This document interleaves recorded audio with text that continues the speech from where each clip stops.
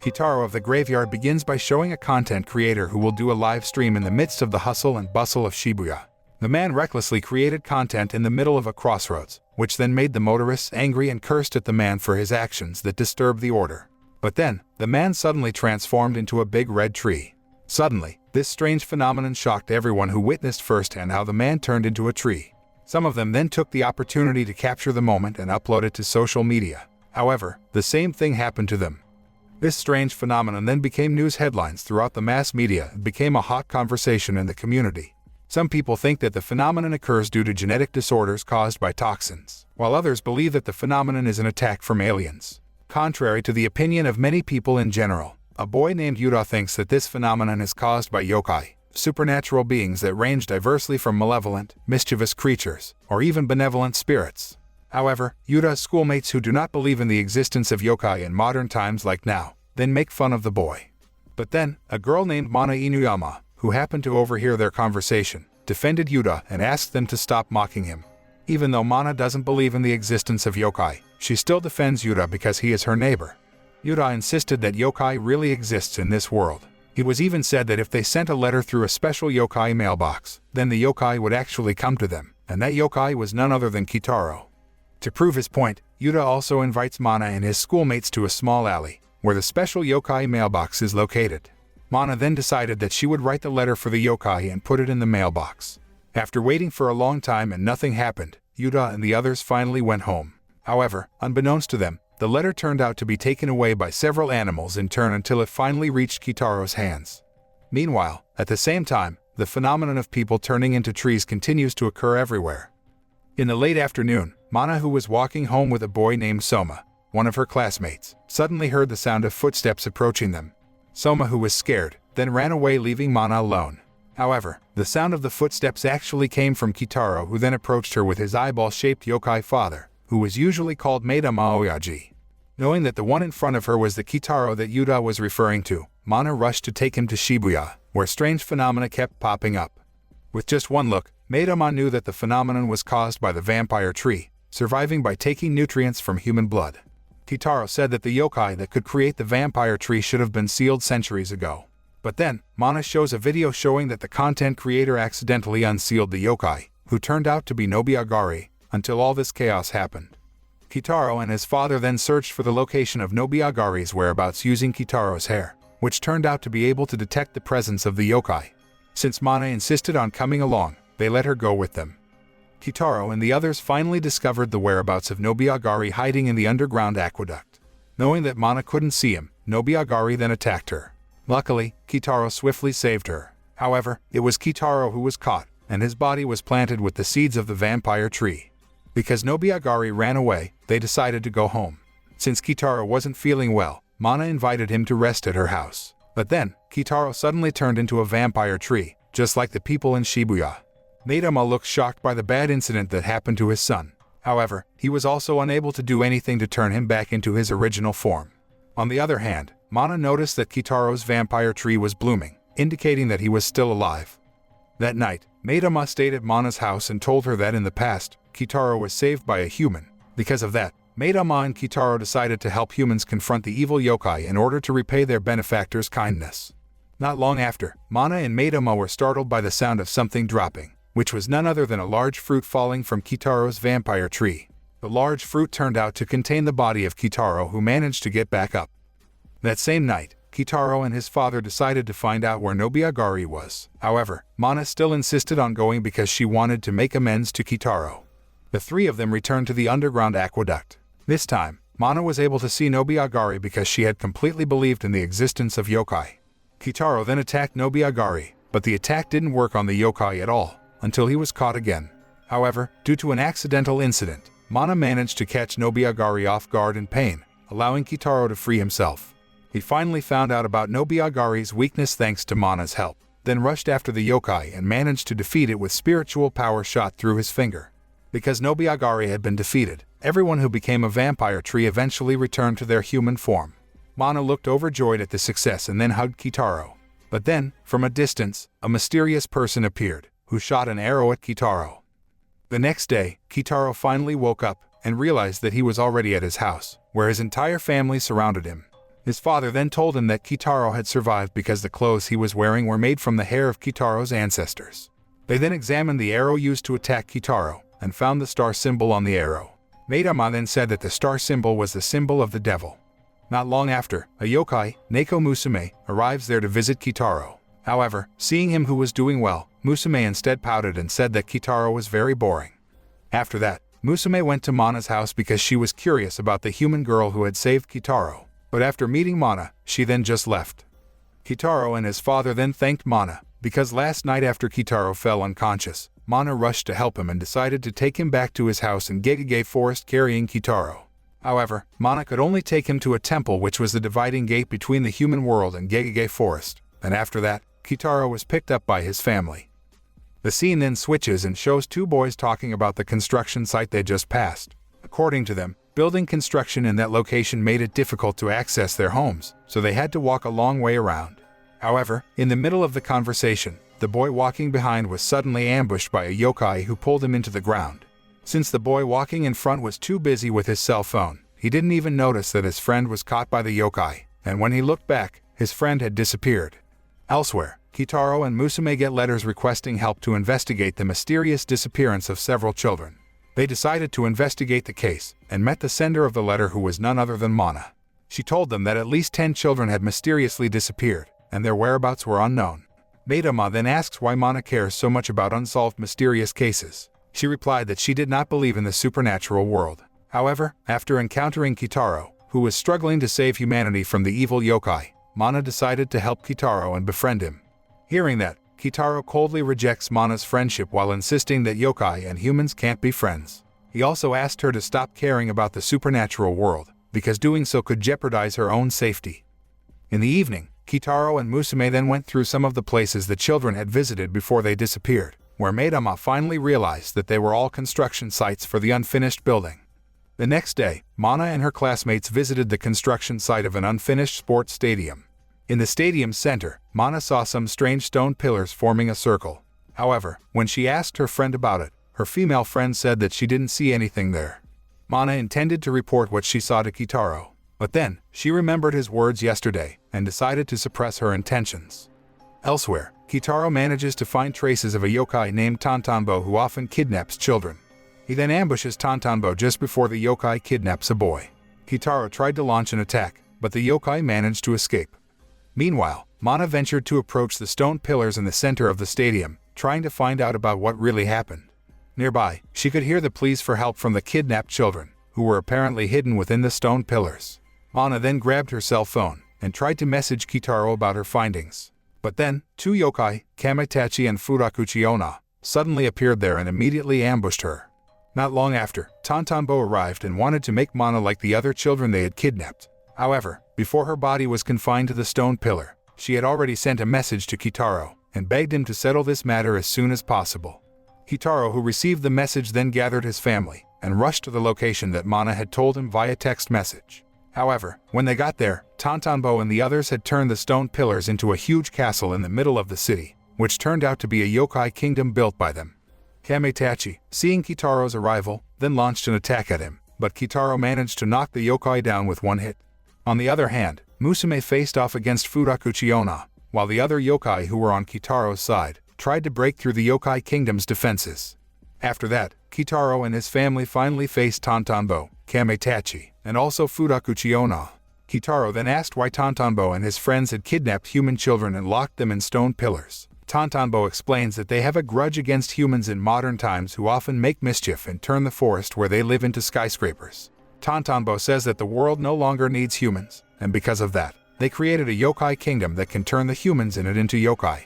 Hearing this, Kitaro became very angry and then attacked them. However, they cannot be brought down because they are in the yokai kingdom, which makes Tantanbo and company stronger because they have fused and absorbed supernatural energy from that place. Kitaro then remembered that Mana was trapped in a stone pillar that was also attached to that place. Because of that, he then asked Musume to call Mana's cell phone, hoping to find her whereabouts. He finally managed to find Mana's whereabouts and rescued the girl and the other children who had been kidnapped by Tantanbo. After the stone pillar was destroyed, Tantanbo and the others became weak, so they could easily be defeated by Kitaro and his family. However, unbeknownst to Kitaro and the others, the mysterious man who yesterday attacked Kitaro was quietly watching them from a distance. A few days later, Mana accidentally runs into Yuta, who asks about Kitaro, and looks overjoyed to find out that Mana has met Kitaro and believes in the existence of yokai in this world. She then takes Yuta to a shrine that borders Gegege Forest, which is Kitaro's home. Mana then received a text message via her cell phone which caught her off guard, and she didn't notice Yuta playing around the shrine. On the other hand, Yuta, who was about to pick up the ball, suddenly saw a small tunnel behind the bushes and then entered. Mana had finished her business through her cell phone, then looked for Yuta's whereabouts, but couldn't find him anywhere. He turned out to be entering a tunnel that led directly to Gegege Forest. There, he meets a member of Kitaro's family, a yokai named Nezumi Otoko. Not long after that, Yuta finally met Kitaro, who looked happy because he finally met the yokai figure that his grandmother had always told him about. He said that he knew the location of Gegege Forest from Mana, which led him to the shrine where Mana had taken Kitaro. However, Kitaro seemed displeased with Yuta's trespassing and scolded him. Seeing Yuta, who was about to cry because he nagged him, Kitaro became livid and finally brought him to his house and introduced Yuta to all his family members. A yokai named Itenmomen then asked Yuta how he got into Gegege Forest.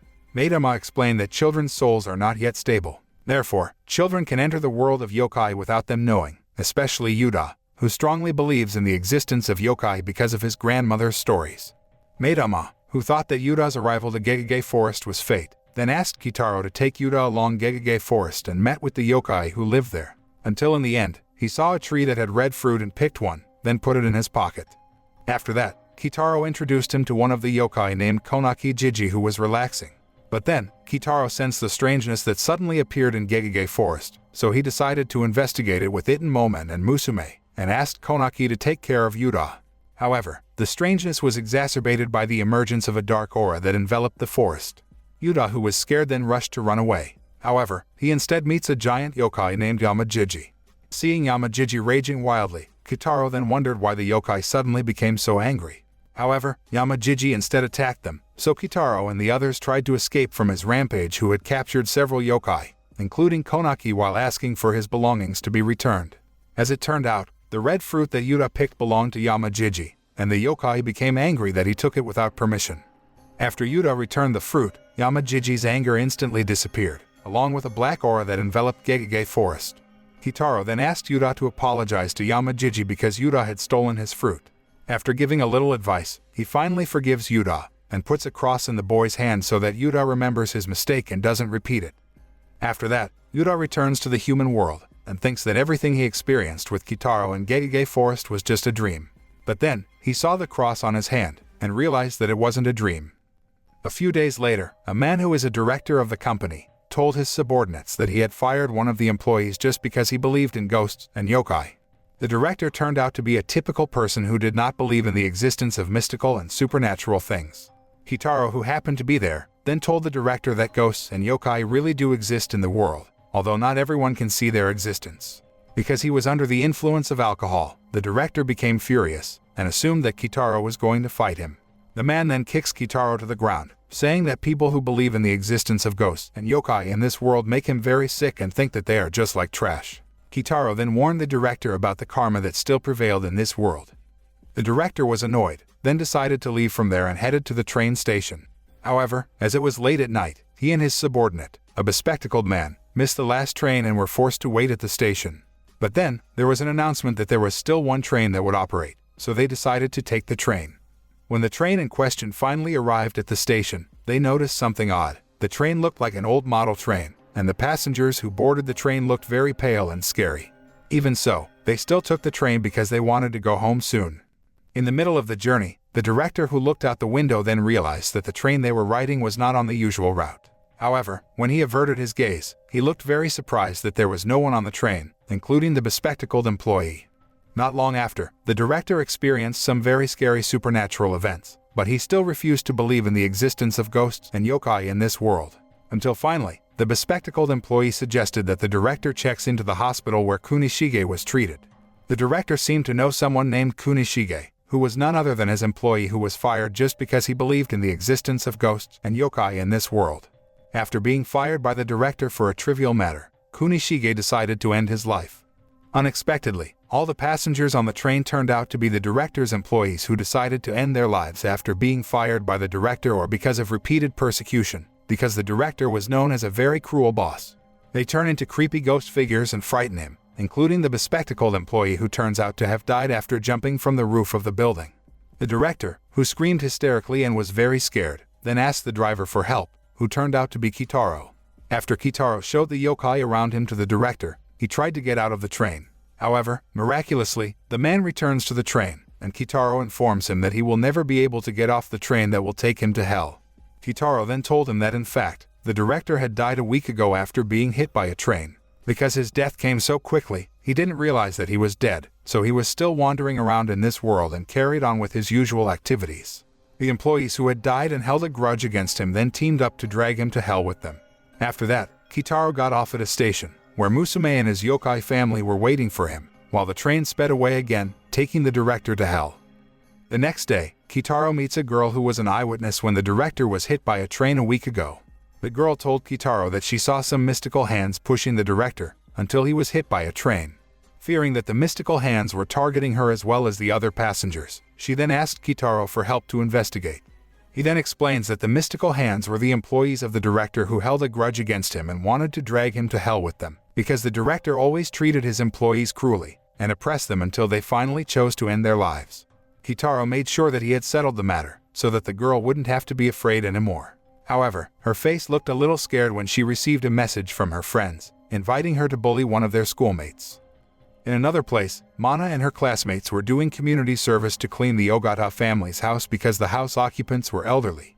Mrs. Ogata then praised Mana for cleaning the mirror in her house so clean it was shiny. She tells Mana that the mirror is an antique that has been passed down from generation to generation in her family. Meanwhile, Soma and his friends seemed to be playing in the yard, until one of them accidentally dropped a large rock that was there. Mana then scolded them for playing around and not doing their job. They then went after their classmates after they fixed the big stone to its original position. However, without them knowing, the stone then gave off a black aura, and a mysterious figure was seen watching them from inside the mirror. Arriving at the house, Mana felt that a mysterious figure was watching her from behind, but when she turned around, she found no one. Elsewhere, Soma and his friend who had dropped the large stone were visited by a mysterious figure who then attacked them. The next day, Soma and his friends did not go to school, and it turned out that they were being treated at the hospital, where both of them looked so shocked as if they had just experienced a very terrible incident. Meanwhile, Mana is again haunted by the mysterious figure. She is frightened and sends a message to Musume asking for help. But then, she was suddenly pulled into the mirror by the mysterious figure. Musume, who received the message, then invites Kitaro to Mana's house. Inside Mana's room, Kitaro could sense the presence of a yokai coming from inside the mirror. Maidama explains that the yokai who usually lives in the mirror world is Kagami Jiji. However, they couldn't just enter the mirror without Kagami's invitation. Because of this, he suggested that they return to Gegege Forest and ask other yokai who might know Kagami and how to find him. Arriving at Gegege Forest, an old yokai woman named Tsunakake Baba tells Kitaro that she is good friends with Kagami and is willing to take them to the yokai's house, where Kagami turns out to be living in an antique mirror belonging to the Ogata family. Meanwhile, in the mirror world, Mana seems to be running away from Kagami, who is chasing her. However, because she ran away so fast, Kagami lost track of the girl. Not long after, Kagami met Kitaro and Musume instead. Seeing their arrival, he instead fled by entering one of the mirrors. Mana managed to evade Kagami, but instead meeting a much more terrifying yokai named Gasha Dokuro, who then attacked her. Luckily, Kitaro arrived just in time and managed to save her. However, Kitaro and Musume seemed to have a hard time dealing with Gasha Dokuro, until finally Kagami appeared and blocked Gasha Dokuro's attack with one of his mirrors. Kitaro then took the opportunity to defeat the yokai. After that, it was revealed that the one who attacked Mana and her friends was Gasha Dokuro, who was angry because they had dropped his tombstone, which was in the Ogata family's yard. Meanwhile, Kagami was only trying to protect Mana from Gasha Dokuro's attack because she had cleaned the mirror in the Ogata family's house very clean and shiny. Elsewhere, the mysterious man appears again to break a seal and then cast a spell. Shortly after that, something strange happened, because the residents saw the moon turn into two, and one of the moon was moving closer as if it was about to crash into the city. Seeing this, the residents ran in fear, and mass panic occurred everywhere. Not only that, they were also surprised by a warning broadcast on television from a group of yokai calling themselves 808 Tanaki, and demanding that the Japanese government be handed over to them. 808 Tanuki apparently went far enough to take over the entire communication system, so that the Japanese government and society could not use cell phones, the internet, or radio to communicate, so mass panic became widespread. Therefore, the Prime Minister of Japan ordered a large-scale evacuation of residents nearby.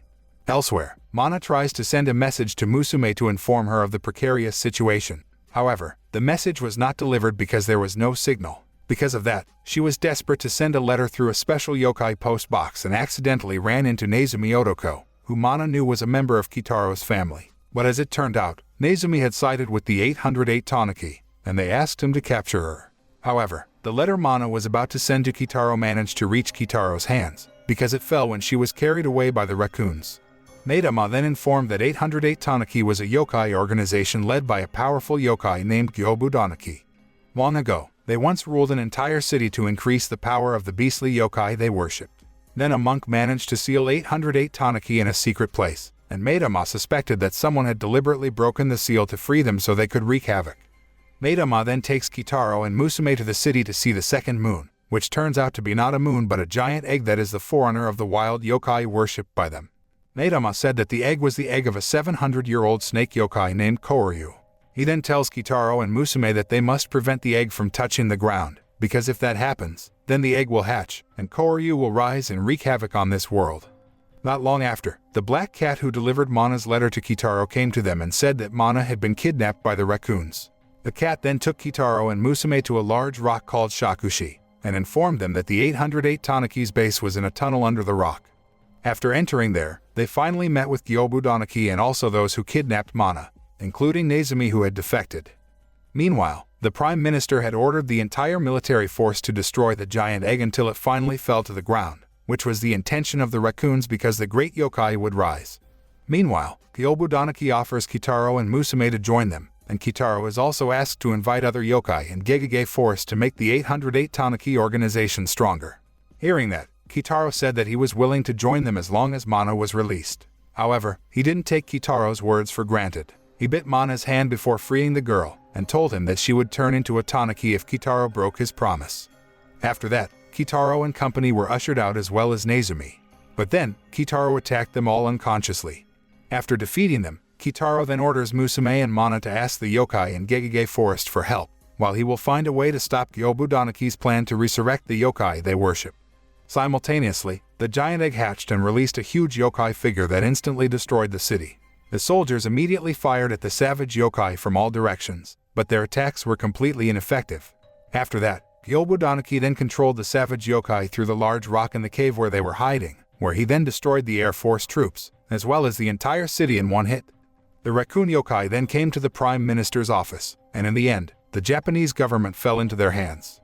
Elsewhere, Mana met her parents who were about to head to the refugee camp, while Musume and the yokai from Gegege Forest who were about to head to the cave where the raccoon yokai were hiding, were shocked to learn that the tunnel had been closed, so they could only hang hope in Kitaro and his father to save Japan. Kitaro and his father finally arrived at the end of the cave, the place where the large rock used by Gyobudanaki was located. The boulder turned out to be called the Kaname Stone, and according to Maidama, Gyobudanaki could no longer control the savage yokai if they succeeded in destroying the Kaname Stone. Kitaro was ready to crush the rock with his fist. However, a surprising thing happened because he suddenly turned to stone. Gyobudanaki turned out to have planted a curse on the boulder, where anyone who touched it would turn to stone. The 808 Tanuki organization not only succeeded in taking over the Japanese government, but also controlled a large part of Japanese society, where the affected residents would turn evil and have raccoon tails. Because of the cruelty of the government run by the raccoon yokai, they even arrested and tried people who disliked raccoon, and burned their homes. Meanwhile, Mana, who was sleeping, was visited by Musume and the yokai from Gegege Forest who were members of the Kitaro family, where they wanted to discuss how to defeat the raccoon yokai. Not long after, Maidama arrives there, and informs them that Kitaro has turned to stone after touching the boulder that Gyobudanaki uses to control the giant beast yokai. Hearing this, Mana thought that the curse on the Kaname Stone might only affect yokai, and would not affect humans. Because of that, she wanted to try destroying the stone. Musume and the Kitaro family then capture one of the raccoon yokai, and force the yokai to reveal one of the entrances to the 808 Tanuki headquarters, which turns out to be in a temple. However, Gyobudanaki found out that someone had infiltrated their headquarters, so the yokai ordered all his men to arrest Mana and the Kitaro family who dared to infiltrate. It in moment tried to block the raccoon yokai, while the others headed towards Kaname's boulder. After that, Konaki and Tsunokake intervened to fend off the raccoon yokai. The two of them managed to defeat some of the strongest raccoon yokai, so the others chose to flee.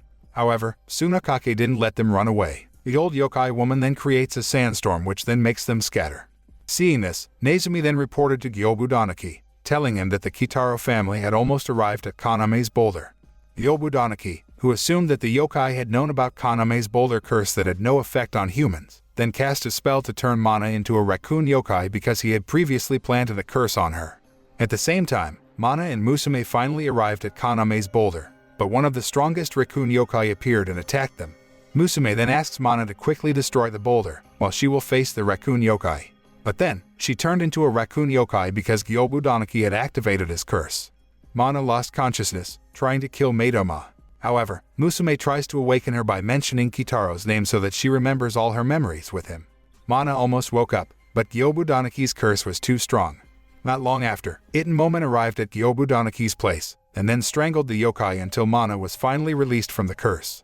After returning to human form and regaining consciousness, she then pushed Kaname's boulder into the abyss until it finally shattered into pieces.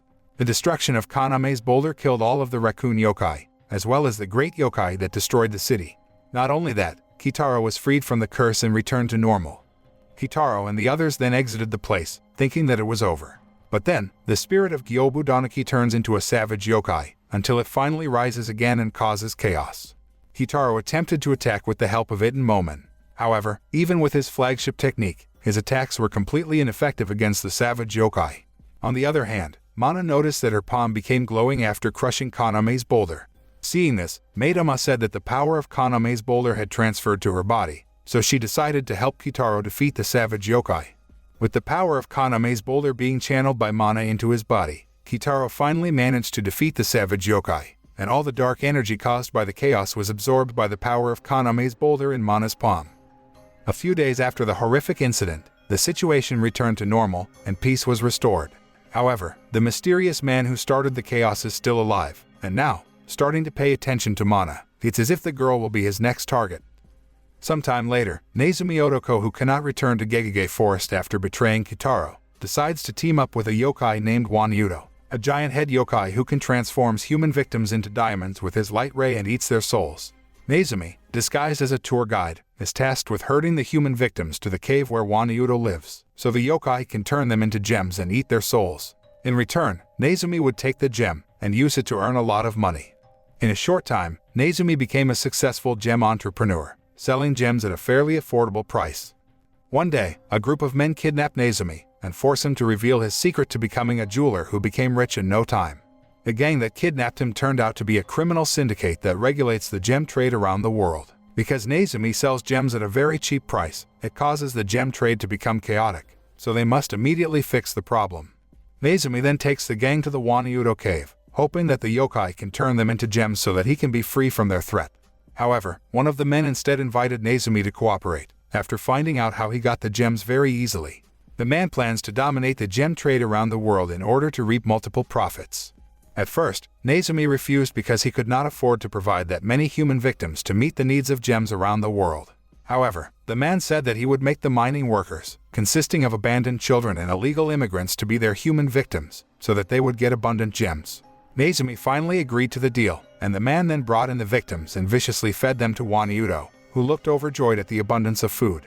However, Wanyudo turns out to be a yokai who is never full, because the more he eats, the hungrier he becomes, forcing Nezumi to provide even more human sacrifices. Because things got messy, Nezumi then asked Kitaro for help by writing a letter sent through a special yokai post box. He wrote a letter in Mana's name, because he didn't want his identity to be revealed. However, Kitaro and the others immediately found out that the letter was sent by Nezumi because Mana was fine. Even though Nezumi had betrayed him, Kitaro still came to help him. Arriving at Wanyudo's cave, Kitaro then told Nezumi to run away from there, while he would fight Wanyudo. In the middle of the fight, Wanyudo manages to incapacitate Kitaro by turning half of his body into jewels. However, when Wanyudo was about to turn his body into a complete gem, Nezumi suddenly appeared and saved him, so Wanyudo turned him into a gem instead. In the end, Kitaro managed to defeat Wanyudo by reflecting the yokai's attack using the car's rearview mirror, thus turning him into a gem due to his own attack. Because Wanyudo had been defeated, the people who were turned into gems eventually returned to their human forms, including Nezumi. After the incident, Kitaro and Nezumi finally became friends again. One day, Musume raises Mana's question about Maidama, who is Kitaro's father, which Mana apparently doubts because Kitaro doesn't look like him. Hearing that, Maidama said that his current form was the only thing left of his original form. Tsunakake then reveals that Maidama was the leader of the Ghost Tribe, the most prestigious clan of the Yokai world, and ruled the land, and at that time, Maidama was very handsome and had a perfect physique. Not long after, Itten Momen arrived there with a letter from a boy named Masashi, asking Kitaro for help to make his father normal again.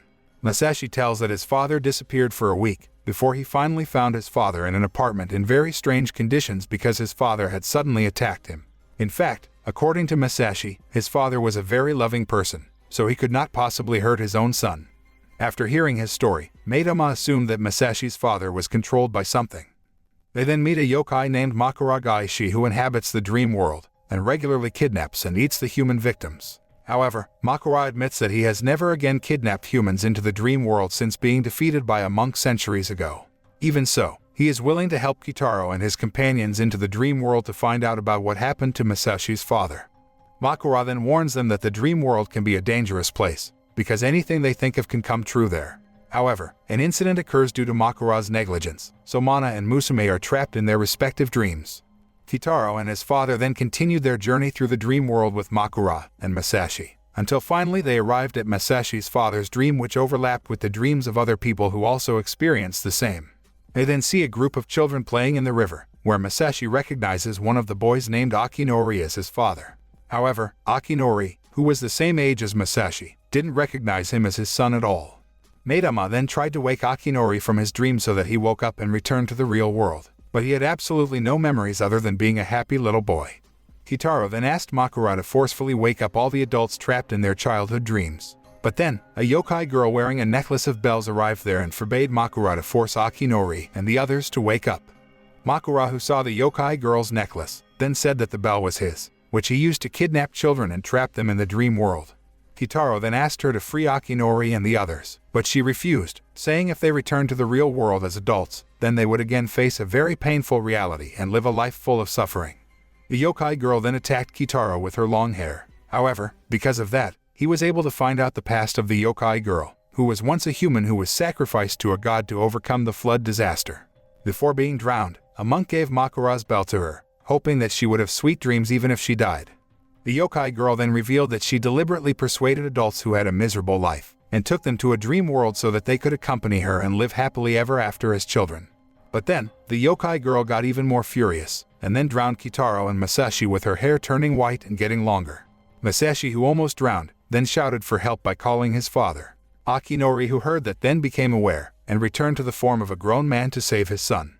On the other hand, Makura then lends his power to Maidama so he can save Kitaro. With this power, Maidama can return to his original form, and defeat the yokai girl while destroying Makura's bell. After that, Akinori and all the adults trapped by the yokai girl finally returned to the real world, and Kitaro thanked his father for saving him. The first part of the Kitaro of the Graveyard anime series has ended. What is the next adventure story of Kitaro and friends? Wait for the second part of the Kitaro of the Graveyard anime series on this channel. Thank you for watching.